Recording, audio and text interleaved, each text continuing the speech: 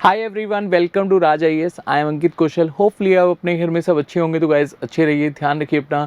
And guys आज हम discuss करेंगे करंट अफेयर से रिलेटेड बहुत ही important topic, will India achieve its sustainable development goal by 2030। बहुत ही अच्छा टॉपिक है। करंट अफेयर के पॉइंट ऑफ व्यू से काफ़ी डिटेल में कवर करेंगे, थोड़ा सा स्टैटिक भी हम जानेंगे। और हाँ, 17 एसडीजी को लेकर जो हमारी गवर्नमेंट के द्वारा स्कीम्स चलाई जा रही हैं वो भी हम इस सेशन में कवर करेंगे। तो चलिए सेशन को स्टार्ट करते हैं। अब सस्टेनेबल डेवलपमेंट गोल होते क्या हैं, पहले हम ये जान लेते हैं। तो देखिए, सस्टेनेबल डेवलपमेंट गोल को ही हम ग्लोबल गोल कंसिडर करते हैं। अब यूएन जो मेंबर्स हैं उन्होंने 2015 में एक प्लेज लिया कि हम यहाँ पर 17 एसडीजी गोल्स को अचीव करेंगे 2030 तक। उनमें से मेन कौन कौन से हैं, जैसे पॉवर्टी को एलिमिनेट करना, और जिस प्लेनेट में हम लोग रहते हैं अर्थ पर उसको एक तरह से प्रोटेक्ट करना, मतलब यहाँ पर एनवायरनमेंट का ध्यान रखना। और 70 जो एसडीजी गोल्स हैं उनको हम किस तरह से अचीव कर सकते हैं। तो एक बैलेंस्ड अप्रोच हमें यहाँ पर लेकर चलनी होगी। अब देखिए, कंट्रीज़ तो इकोनॉमिकल ग्रो करेंगी। अगर इकोनॉमिकल ग्रो करेंगी तो हमें एनवायरनमेंट का ध्यान रखना होगा और एक सोशल कंट्रीब्यूशन देना होगा। अब यहाँ पर गवर्नमेंट हमें हर चीज़ के लिए कहीं ना कहीं मोटिवेट नहीं करेगी, या गवर्नमेंट के कहने पे ही हमें यहाँ पर अपने जो एनवायरनमेंट है उसको प्रोटेक्ट करना होगा। हमें यहाँ पर खुद से भी एफर्ट करने होंगे, मतलब ग्राउंड लेवल से हमें यहाँ पर एफर्ट्स करने होंगे, तभी हम 17 एसडीजी को अचीव कर पाएंगे। अब देखिए, यहाँ पर जो 17 एसडीजीज हैं इनको इस तरह से डिज़ाइन करा गया है कि हम पॉवर्टी को एलिमिनेट करें, और हंगर जो जीरो हंगर है उसको अचीव करें, और एड्स लाइक जो डिसीज़ हैं जैसे टीबी है, अब टीबी को इंडिया एलिमिनेट कर देगा 2025 तक, और एड्स मलेरिया इनको एलिमिनेट कर देगा 2030 तक। अब जैसे कोविड आ गया था एकदम, तो कोविड के लिए हमारी इंडियन गवर्नमेंट ने काफ़ी अच्छे एफर्ट्स करे। 100 करोड़ से ज़्यादा टीकाकरण हुआ हमारे प्यारे भारत में। और उसके बाद अगर हम देखें, यहाँ पर एक प्लेस ली गई है, लीव नो वन बिहाइंड। पूरे वर्ल्ड में बहुत सारी कंट्रीज़ हैं, कुछ अमीर हैं, कुछ गरीब हैं, कुछ डेवलप कर रही हैं। अब अफ्रीकन नेशन में अगर हम देखें तो बहुत सारी कंट्रीज़ गरीब हैं। अब उनको भी हमें यहाँ पर साथ लेकर चलना होगा, क्योंकि प्लेज हमने क्या लिया, लीव नो वन बिहाइंड। अब यहाँ पर एक बैलेंस अप्रोच के साथ हमें चलना होगा। जैसे कि मैंने आपको बताया था, इकोनॉमिकल तो हम यहाँ पर ग्रो करेंगे ही करेंगे। अब इकोनॉमिकल अगर हम ग्रो कर रहे हैं तो एनवायरनमेंट का भी हमें ध्यान रखना होगा, साथ साथ सोशल कंट्रीब्यूशन भी देना होगा। अब कहीं ना कहीं अगर हम देखें, एनवायरनमेंट से तो हम कॉम्प्रोमाइज़ कर रहे हैं, मतलब एनवायरनमेंट कहीं ना कहीं हम एक तरह से उसको यहाँ पर ख़तरे में लेकर आ रहे हैं। अब अगर पॉपुलेशन ग्रो करेगी किसी भी कंट्री की, तो डेफिनेटली हम कहीं ना कहीं देखेंगे कि जो एनवायरनमेंट है वो एक्सप्लॉइट हो रहा है। अब इसको आप एक एग्जांपल के थ्रू समझ सकते हैं। मान लो कि आपकी फैमिली में 10 मेंबर हैं, और आपकी फैमिली में 10 मेंबर बाहर से आ जाते हैं रहने के लिए, या 20 आ जाते हैं रहने के लिए। क्या आप पहले वाली लाइफ जी पाओगे? ऐसी ही हमारी अर्थ की भी एक कैपेसिटी है। यहाँ पर लैंड को लेकर कैपेसिटी है कि हम यहाँ पर पॉपुलेशन एक तरह से कितनी ग्रो कर पाएंगे, या कितनी पॉपुलेशन यहाँ पर अपना जीवन व्यतीत कर पाएगी। और यहाँ पर पानी को लेकर भी एक तरह से हम हमेशा बोलते रहते हैं कि हमें पानी को बचाना है, मतलब यहाँ पर हमें एनवायरनमेंट को एक्सप्लॉइट होने से बचाना है, अगर हम सिंपल वर्ड्स में बात करें।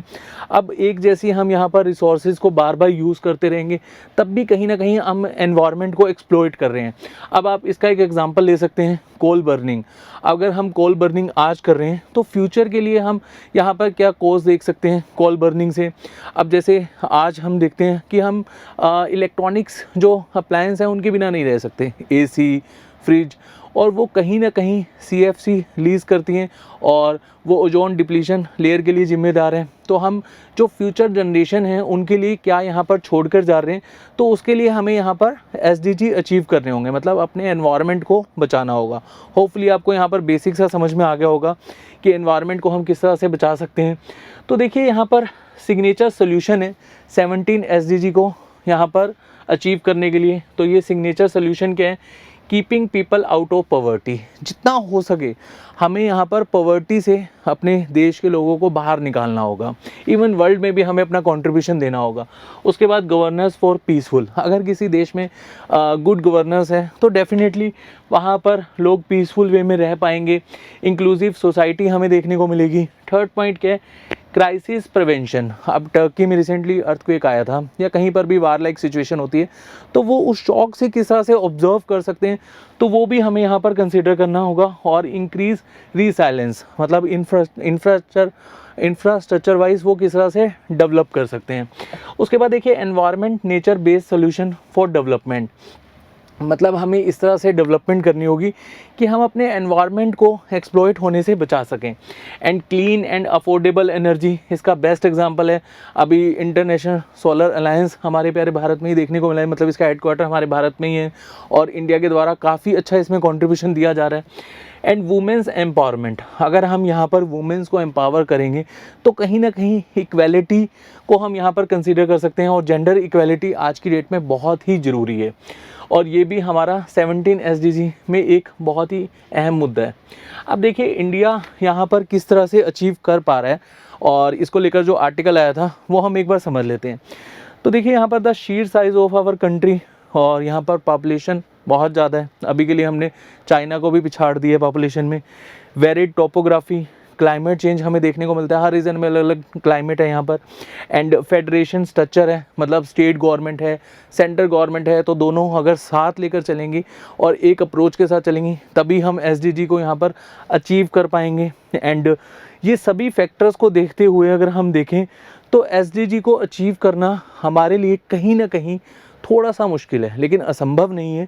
हम डेफिनेटली इसको अचीव करेंगे और गवर्नमेंट हमारे काफ़ी एफर्ट्स भी कर रही है, जैसे स्वच्छ भारत मिशन के तहत हमने 2019 तक ओपन डेफिकेशन फ्री कर दिया था और अभी ओपन डेफिकेशन फ्री प्लस भी हम अचीव कर चुके हैं अगस्त 2022, मतलब जितने विलेज लेवल पर हम टॉयलेट्स क्रिएट कर चुके हैं। तो कहीं ना कहीं गवर्नमेंट यहाँ पर एफर्ट्स तो कर रही है। और उसके बाद अगर हम देखें जल जीवन मिशन, 11 करोड़ लोगों को घर में स्वच्छ पानी मिल चुका है और 2024 तक हर घर में स्वच्छ पानी होगा। और हमारी गवर्नमेंट का कहना क्या है कि टीबी जैसी डिसीज़ को 2025 तक हम एलिमिनेट कर देंगे और मलेरिया एंड एड्स को 2030 तक हम एलिमिनेट कर देंगे।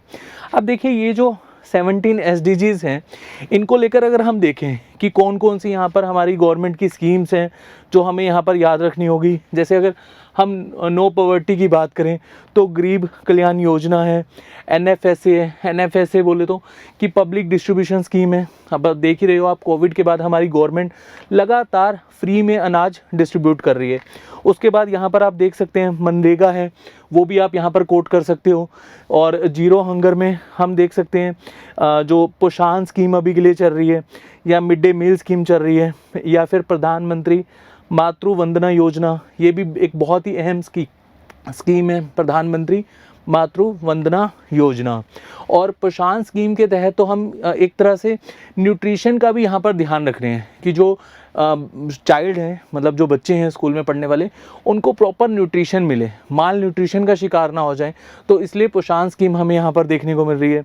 और उसके बाद अगर हम यहाँ पर देखें good health and well being, इसमें आप कोट कर सकते हैं आयुष्मान भारत स्कीम, जिसमें 5 लाख तक का आप फ्री ट्रीटमेंट ले सकते हैं। और साथ साथ पोषण स्कीम को भी यहाँ पर आप कोट कर सकते हैं। उसके बाद 4th है क्वालिटी एजुकेशन।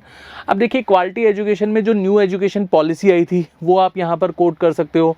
और हमारी गवर्नमेंट के द्वारा जो एफर्ट्स करे जा रहे हैं, जैसे प्रधानमंत्री कौशल विकास योजना है, जिसमें यूथ को स्किल्स प्रोवाइड करवाई जा रही है। या फिर आप यहाँ पर जो हमारी गवर्नमेंट के द्वारा केंद्रीय विद्यालय खोले जाते हैं और जो नवोदय विद्यालय खोले जाते हैं, या फिर एकलव्य स्कूल खोले जाते हैं ट्राइबल एरियाज़ में, कि एक तरह से एजुकेशन की क्वालिटी को वो इम्प्रूव कर पाएँ।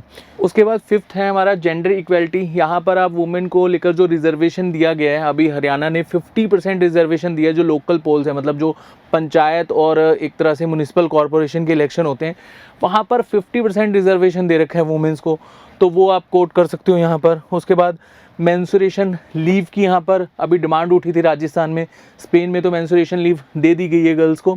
तो ये भी एक अच्छा मुद्दा है कि हम जेंडर इक्वेलिटी को लेकर यहाँ पर वर्क कर सकते हैं। और उसके बाद क्लीन वाटर एंड जो हमारा यहाँ पर सैनिटेशन है, यहाँ पर जल जीवन मिशन, स्वच्छ भारत मिशन को आप कोट कर सकते हो। अफोर्डेबल एंड क्लीन एनर्जी में आप रूफ टॉप सोलर जो पैनल्स लगाए जा रहे हैं उसको कोट कर सकते हो। उसके बाद यहाँ पर नेक्स्ट है decent work and economic growth. अभी देखिए startup India and stand up India पर कितना ज़्यादा हमारी गवर्नमेंट यहाँ अपना कंट्रीब्यूशन दे रही है, तो वो आप कोट कर सकते हो। मुद्रा योजना बहुत ही इंपॉर्टेंट है, मुद्रा योजना पर जो हमारी गवर्नमेंट अभी के लिए एक तरह से अपना कंट्रीब्यूशन दे रही है। अब मुद्रा योजना क्या है कि आपको 3 प्रकार से लोन मिल सकता है, 50,000 तक का, 5 लाख तक का, 10 लाख तक का। अब शिशु, अगर आप शिशु लोन लेना चाहते हैं मुद्रा योजना के तहत तो आपको 50,000 तक का लोन मिलेगा। अगर आप किशोर कि उसमें लोन लेना चाहते हैं तो आपको 5 लाख तक का लोन मिल जाएगा। अगर आप तरुण कैटेगरी में लोन लेना चाहते हैं तो आपको 10 लाख तक का लोन मिल जाएगा। तो मुद्रा योजना होपफुली आपको समझ में आ गया होगा। उसके बाद इंडस्ट्री इनोवेशन एंड इंफ्रास्ट्रक्चर, तो टिंकरिंग लैब्स जो हैं वो कहीं ना कहीं हम यहाँ पर कोट कर सकते हैं। एंड साथ साथ जो 1 लाख करोड़ की हमारी गवर्नमेंट इन्वेस्टमेंट करने वाली है इंफ्रास्ट्रक्चर को लेकर, वो हम यहाँ पर कोट कर सकते हैं। उसके बाद नेक्स्ट है रिड्यूस इनइक्वालिटीज़। अब देखिए रिड्यूस इनइक्वालिटी में जो अभी ट्रांसजेंडर को स्टेटस दिया गया है वो आप यहाँ पर कोट कर सकते हैं।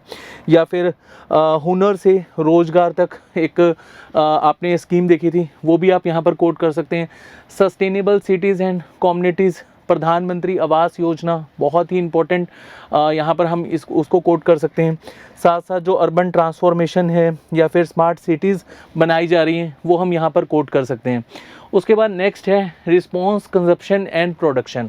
अब जितने भी रिसोर्सेज हैं उनको हम इस तरह से यूज़ करें कि हम फ्यूचर जनरेशन के लिए प्रोटेक्ट कर पाएँ, तो वो यहाँ पर हम कोट कर सकते हैं। क्लाइमेट एक्शन में COP26 में जो हमारे प्राइम मिनिस्टर नरेंद्र मोदी जी के द्वारा प्रण लिया गया था कि हम 2070 तक कार्बन एमिशन की मात्रा को 0 कर देंगे, वो हम कोट कर सकते हैं। अब वो कैसे कर सकते हैं, वो 2027 की जो COP मीटिंग होने वाली है उसमें अनवील करा जाएगा। ठीक है जी। उसके बाद नेक्स्ट है लाइफ बिलो वाटर। आप देखिए इंडिया का अगर आपने मैप देखा होगा तो इंडिया 3 साइड से पानी से घिरा हुआ है, Arabian Sea, Bay of Bengal और ठीक नीचे इंडियन ओशियन। तो इंडिया का जो 35% पॉपुलेशन है वो एक तरह से आप कह सकते हो कोस्टल एरिया में ही रहता है। अब कोस्टल एरिया में रहने के बाद अगर हम अपने जो कोस्टल जो एरियाज़ हैं या फिर अपने जो सीज़ हैं, जो अपने एक तरह से जो वाटर बॉडीज़ हैं उनको अगर प्रोटेक्ट कर पाएँ, उनको एक एनवायरनमेंट पॉल्यूटेड होने से बचा पाएँ, तो एक उसमें हमें अपना अहम रोल निभाना होगा, है ना। तो यहाँ पर लाइफ बिलो वाटर में आप वो कोट कर सकते हो। उसके बाद यहाँ पर वेटलैंड्स को आप कोट कर सकते हो, रमसार साइट को कोट कर सकते हो। उसके बाद यहाँ पर नेक्स्ट है life on land, biosphere reserve, national park, wild life sanctuary और जो प्रोजेक्ट टाइगर हैं, प्रोजेक्ट राइनोज़ हैं, प्रोजेक्ट एलिफेंट हैं, वो आप कोट कर सकते हो यहाँ पर। उसके बाद नेक्स्ट है piece justice and strong institution. अब देखिए 16 में हम ये कोट कर सकते हैं कि इंडिया ने पीस बनाए रखने के लिए पाकिस्तान के साथ एक ट्रीटी करी थी, इंडस वाटर ट्रीटी, चाइना के साथ ट्रीटी करी थी, पंचशील एग्रीमेंट, आपको याद आ रहा होगा, होपफुली आपने पढ़ा होगा। और अभी के लिए जो यूक्रेन एंड रशिया के बीच में वार चल रहा है वो हम यहाँ पर कोट कर सकते हैं। और चाइना और यूएसए के बीच में एक तरह से जो कोल्ड वार हमें देखने को मिल रहा है वो हम कोट कर सकते हैं यहाँ पर। और पार्टनरशिप फॉर द गोल्स में हम ओकस को कोट कर सकते हैं, क्वाड को कोट कर सकते हैं। और मालाबार जो एक्सरसाइज होने वाली है, जो चाइना का एक तरह से एक जो अपना एग्रेशन है उसको कंट्रोल करने के लिए, तो वो हम यहाँ पर कोट कर सकते हैं। तो होपफुली जो 17 SDG हैं इसको लेकर जो हमारी गवर्नमेंट यहाँ पर एफर्ट्स कर रही है वो आपको समझ में आ गए होंगे। अब यहाँ पर 2022 के GS पेपर 3 में क्वेश्चन आया था।